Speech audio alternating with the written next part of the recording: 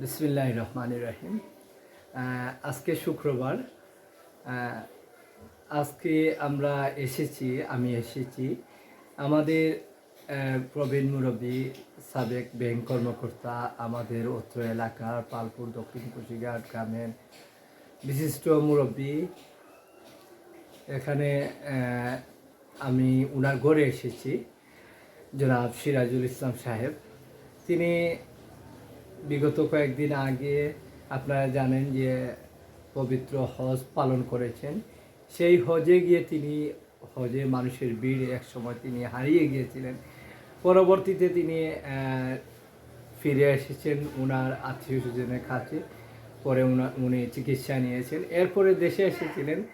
দেশে আসার পরে তিনি বেশ অসুস্থ হয়ে পড়েন। এরপরে তিনি সিলেটের ইবনে সিনা হাসপাতালে, পরবর্তীতে সিলেট হার্ট ফাউন্ডেশনে তিনি দীর্ঘদিন চিকিৎসাধীন ছিলেন। বর্তমানে গড়ে রয়েছেন জনাব সিরাজ মিয়া চাচা। আমরা অনেকেই কৌতূহলবশত জানতে চেয়েছেন সিরাজ চাচা কেমন আছেন বা সিরাজ ভাই কেমন আছেন, যার যেরকম সম্পর্ক।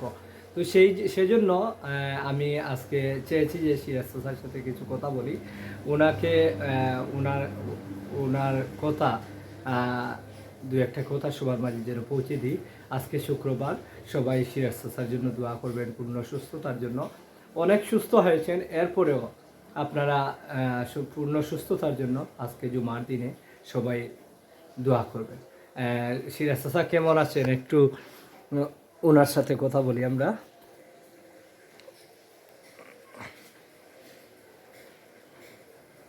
হ্যাঁ চাচা, কীরকম আছেন আপনি? খুব আছে।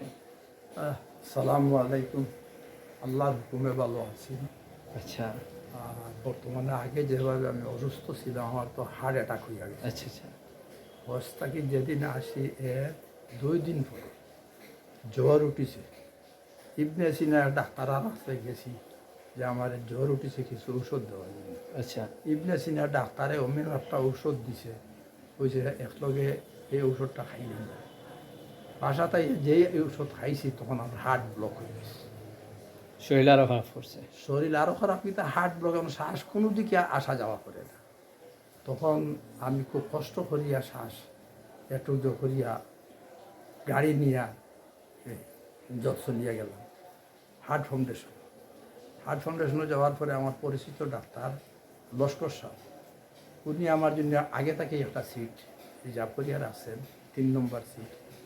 তখন এই 3 নম্বর সিটে ভর্তি হলাম। তারা সব ডাক্তার আসিয়া দেখিয়া আগের ঔষধের যে তার অ্যাকশনটা, এইটা নষ্ট করার জন্য তারা স্যালাইন ইউজ করলো, এবং স্যালাইন ইউজ করার পরে আগের অ্যাকশনটা মানে সরে গেল। তখন থেকে আমার তারা পুরো হার্টের কার্যক্রমে চিকিৎসা আরম্ভ করলো। যাই তারা স্যালাইন দিল, ইত্যাদি দিল, বিভিন্ন নমুনা রাখলো। রেস্টে একটা ফুল রেস্টে আছে, রাখার পরে বারবার ডাক্তাররা আসিয়া অ্যাডভাইস করলো কী কী রাখার জন্য। এইভাবেই চললো। কিন্তু ফাউন্ডেশনের যে আমরা নোয়াগাঁওর আমরা মালিক সাহেবের ওয়াইফের নামে ফজলুতুন্নেসা, তার নামে দেওয়া হয়েছিল। এখন যে ফাউন্ডেশন মেয়ের নামে দিছিল, এখন যে এই যে ফাউন্ডেশনের যে কার্যক্রমটা আগের মতন নয়। আগে যেভাবে চিকিৎসা দেওয়া হইত, আগে যেভাবে মানুষের আরাম পাইছে, মানুষ তখন খুবই ভালো অবস্থানে ছিল, এখন এরকম নয়। কারণ হলো ডাক্তাররা বড় ডাক্তারের কথা ছোটো ডাক্তারের শুনে না, ছোটো ডাক্তারের কথা বড় ডাক্তারে শুনে না, এর ছোটোর যে নার্স আছে এই নার্সে পর্যন্ত শুনে না, এইরকম অবস্থা। তো এই যে অবস্থায় দেখা গেছে হজও বড়, মানে আপনি ভুক্তভোগী হয়ে গেছেন।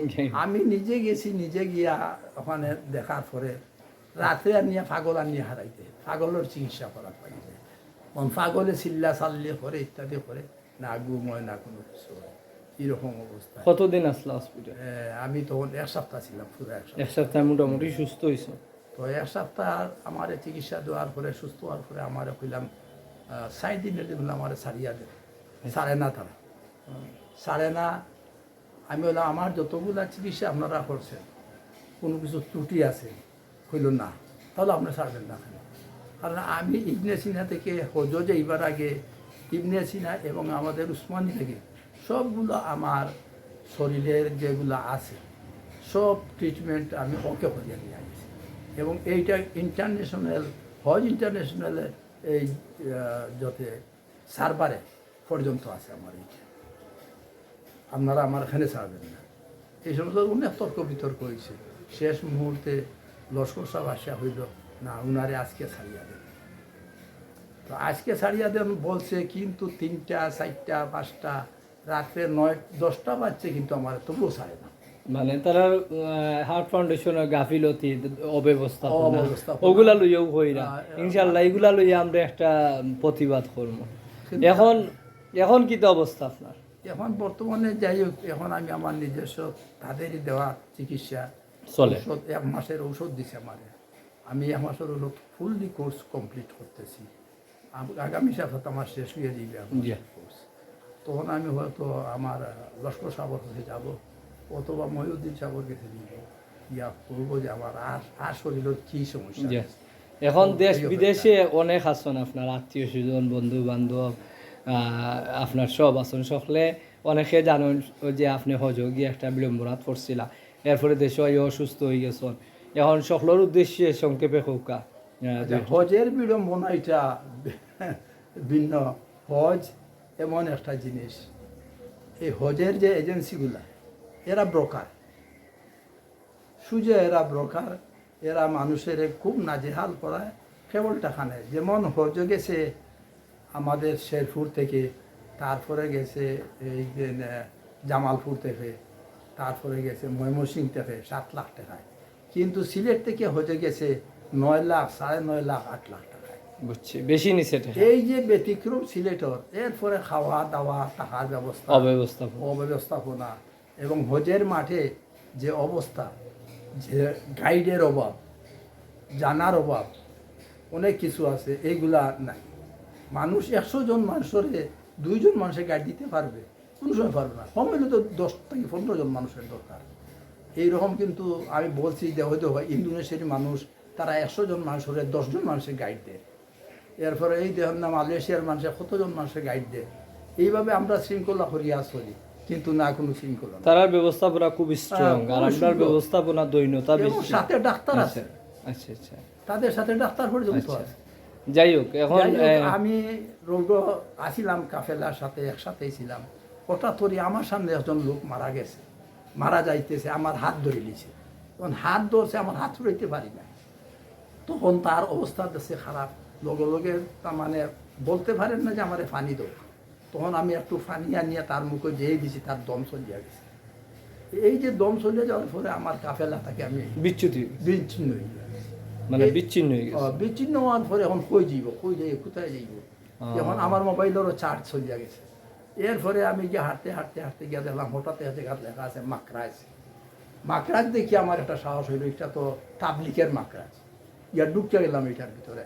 খালি আমি এখন আমি নেপালি কয়েকজন, তারপরে ভুটানের আসিল, এরপরে আসিল কেরালা, তারপরে পাকিস্তানি, আমরা 10-12 জন গিয়া ঢুকিয়েছি। ঢুকার পরে হইল আপনারা কি আমরা আমরা মানে বিচ্ছিন্ন হইয়া গেছি হজরের কাফেলা থেকে। বলে অবশ্যই থাকেন, আমরা তাকওয়ার ব্যবস্থা দিছে এবং এখানে আমাদের খানিরও ব্যবস্থা দিছে।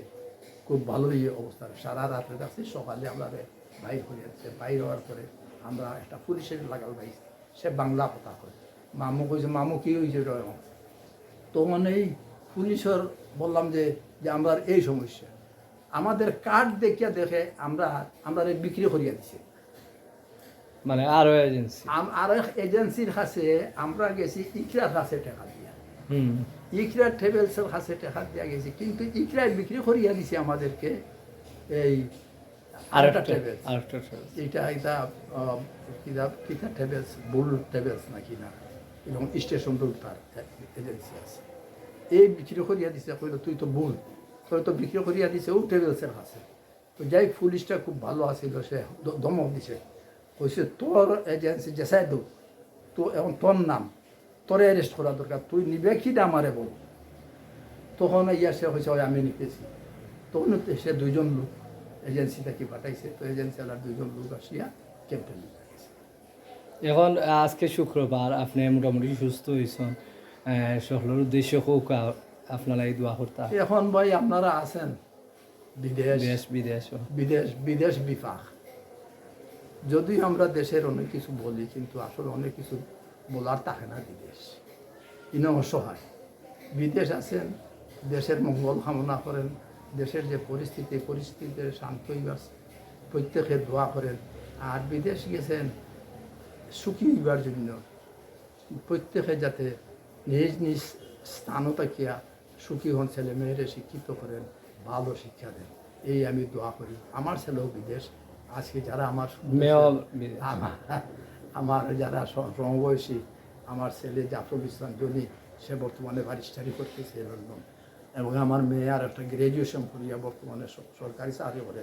আমার নাতি সে এরোনটিক্যাল ইঞ্জিনিয়ার, আগামী বছর ফাইনাল কোর্স, সেও বাইরে যাইবে। তো এইরকম শিক্ষিত করেন, শিক্ষিত করলে একটা মজা আছে আলাদা, তারপর একটা সামাজিকভাবে একটা দামও পাইবেন আলাদা। তা আমি দোয়া করি প্রত্যেকের সন্তানরে ভালো রাস্তায় ভালো অবস্থানে ইয়া রাখেন। আর সালাম, আর আমার জন্য দোয়া করবা।